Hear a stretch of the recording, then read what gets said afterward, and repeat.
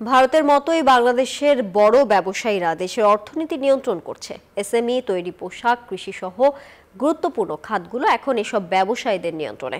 বণিক বার্তা ও ঢাকা বিশ্ববিদ্যালয়ের উন্নয়ন অধ্যয়ন বিভাগ আয়োজিত ডেভেলপমেন্ট স্টাডিজ ইন্টারন্যাশনাল কনফারেন্সের দ্বিতীয় দিনের আলোচনায় এমন মন্তব্য করেছেন অর্থনীতিবিদরা। এ সময় অর্থনীতিবিদ ডক্টর এম আকাশ বলেন, রাজনৈতিক দলগুলোই জনগণকে বিভক্ত করে রেখেছে, যা দেশের গণতন্ত্রের ঘাটতি পূরণে বড় বাধা।